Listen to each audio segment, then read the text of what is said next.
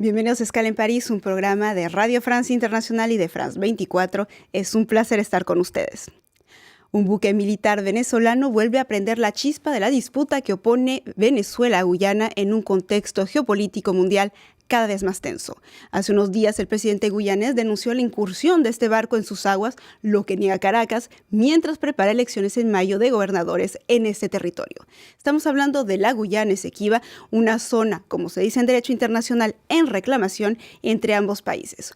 Un episodio más de un pulso muy antiguo sobre el trazado de una frontera en una región rica en minerales, en la que Estados Unidos y empresas privadas también verán por sus intereses.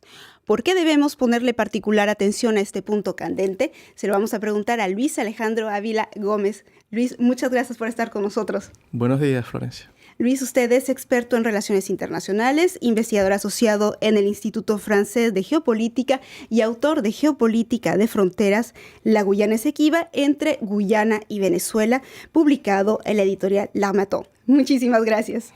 Gracias. Usted es también geógrafo. Situémonos entonces en el mapa. Estamos hablando de una región de 160.000 kilómetros cuadrados administrado por Guyana, pero reclamado por Venezuela y se encuentra en el flanco este del país. Y hablamos también de un vasto territorio marítimo. ¿Por qué Venezuela y Guyana se disputan esta zona? Bueno, para comprender lo que está pasando hoy, sería bueno hacer una breve reseña histórica que remonta a la colonización misma del continente por el imperio de aquella época, que era español. En algún punto, en el año 1777, se crea la Capitanía General de Venezuela, que es el territorio que reivindica hoy Venezuela, que incluye hasta el límite en el río Esequibo. Por otra parte, Guyana, que es producto del proceso de descolonización de las colonias del Reino Unido, nace en el año 1966 y estima que los territorios al oeste del río Esequibo son suyos, con la base de un fallo que se dio en el año de 1899 en París, que si más adelante pudiéramos volver a hablar sobre esto, pero es, digamos, la base sobre la cual se hace su defensa guyana con respecto a este territorio. Esa es la parte histórica. Pero ahora, si nos situamos en el contexto actual, no estamos hablando tanto de orgullo nacional, sino que de acceso a los recursos. El petróleo está en el centro de esta disputa. Cuéntenos. Sí, bueno, digamos que es el catalizador actual de las tensiones. Ya desde finales del siglo XX, 1999, una empresa, Exxon, tuvo concesión para explorar la zona marítima que aún, cabe señalar, no ha sido delimitada entre los conglomerado dos países. Estadounidense, Exxon. Sí. Eso no produjo descubrimientos importantes en aquella época, pero algunos años más tarde sale el Instituto de Estudios Geológicos de Estados Unidos, en 2001 hace un reporte, un estudio en el que se dice que de las zonas no exploradas en el mundo, la parte de la cuenca de la que llaman ellos Guayana, Surinam, es una de las que contiene las mayores reservas de petróleo no exploradas en el continente en aquella época. Ya mucho más adelante, haciendo un salto cronológico, digamos, las actividades de exploración y de prospección sísmica se retoman en esta zona, y es cuando vemos un primer punto de fricción en el terreno, cuando un navío venezolano de la Armada venezolana arresta otro navío, el Technic Perdana, que estaba en actividades de prospección sísmica en esta zona. ¿Qué fue el punto realmente candente en ese momento? Sí, porque fue la primera vez, digamos, que una acción de este tipo en el terreno se llevaba en esta zona en particular. Más adelante, haciendo otro salto en el tiempo, en el 2018, hubo otro evento con más o menos las mismas características. Y llegamos ahora, saltando otra vez en el tiempo, hace muy pocos días, el 1 de marzo, hubo un evento con esas características. en el cual ya los pozos que están en producción, Lisa 1, Lisa 2, hay unos navíos que llaman FPSO. Cerca del bloque de Stabroek, que es ahí como donde concentran todas las tensiones. Sí, todas los descubrimientos petroleros por ahora han tenido lugar en este bloque petrolero y que es operado por ExxonMobil, pero lo que reivindica Venezuela es que esta es una zona que que queda pendiente por delimitar, aún no ha sido delimitada. Mientras que Guyana sí la explota, dándole esta concesión a Exxon. Sí, porque digamos, la ausencia de fronteras, en la parte terrestre de su disputa territorial, hay una frontera que está disputada, pero que existe, con un jalón, unos mojones bien determinados entre el monte Roraima y Punta Playa, que Venezuela contesta y que Guyana defiende, pero digamos. Pero exactamente, que los dos reconocen su existencia, uno como una línea roja más allá de la cual hay conflictos, otro como su límite nacional. Pero esa ausencia de límite claro de frontera en la parte marítima es lo que hace que haya una zona, digamos, gris, en la cual la Armada venezolana interviene cuando ve que sus intereses están siendo atacados y de los desarrollos petroleros. Hablemos de intereses y volvamos a Exxon, porque ExxonMobil también financia la defensa de Guyana, digamos, el expediente, la defensa jurídica ante la Corte Internacional de Justicia, porque este caso en donde existe, digamos que es competencia de la Corte del 2020, que la aceptó, y Exxon en sí es un actor en este conflicto.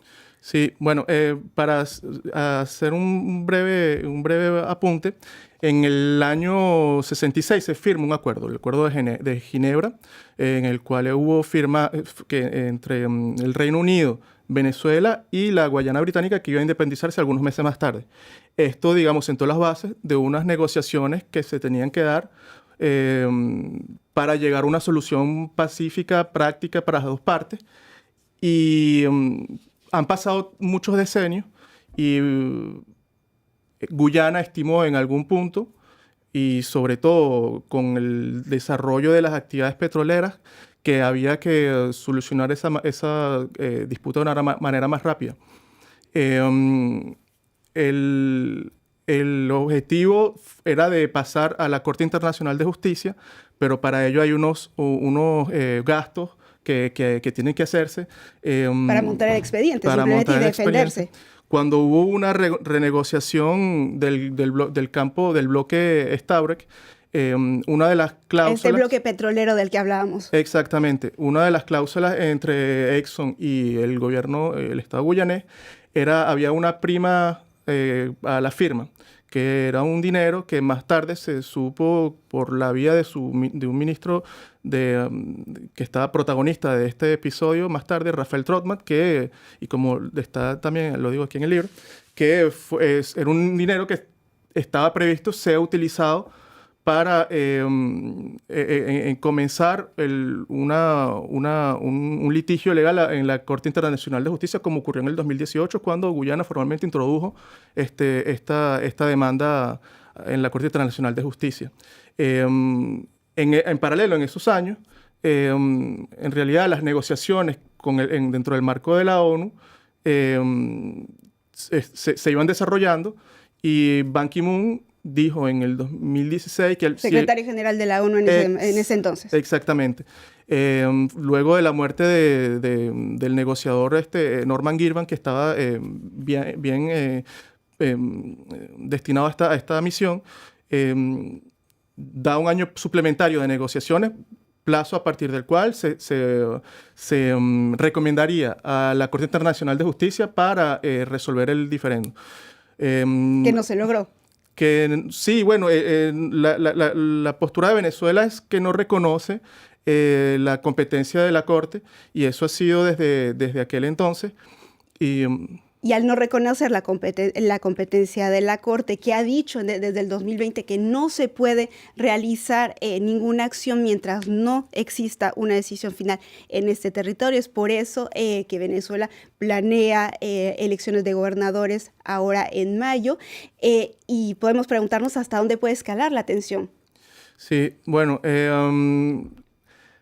la Corte Internacional de Justicia puede, o sea, sus decisiones en el marco digamos, el derecho internacional público, ella es muy eficaz para hacer decisiones cuando ambas partes, ambos estados, están de acuerdo para resolver un litigio. Eso está muy bien establecido.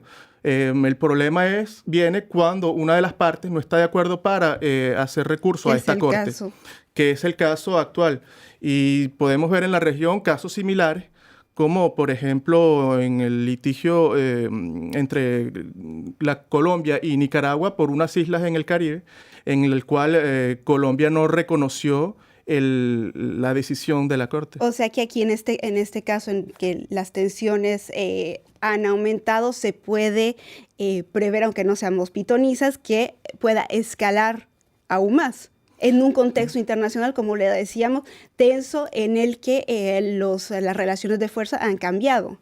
Sí, bueno, sí, tienes razón que en este punto, últimamente, digamos que la correlación de fuerza entre estados ha tomado un rol preponderante en las relaciones internacionales, más allá, haciendo como un contrapeso importante a las regulaciones, el derecho internacional. Y sabiendo público. Que Estados Unidos también tiene intereses en esta zona. Sí, bueno, desde los años, digamos, 90 y la caída del bloque soviético, digamos, hubo una reestructuración al interno de la administración de los Estados Unidos, la que está dedicada a contrallevar la Unión Soviética por diferentes vías, se reorientó al apoyo y a sostener las actividades de las principales transnacionales estadounidenses en el mundo. Eso lo explicó muy bien Pierre Conesa, un alto funcionario francés, hace algunos años. Y bueno, eso digamos que entra en este tema porque es una de los, digamos, intereses de los Estados Unidos, es el de sostener el desarrollo de sus empresas transnacionales en el extranjero, sobre todo en temas y en tan álgidos y tan importantes como lo son la energía.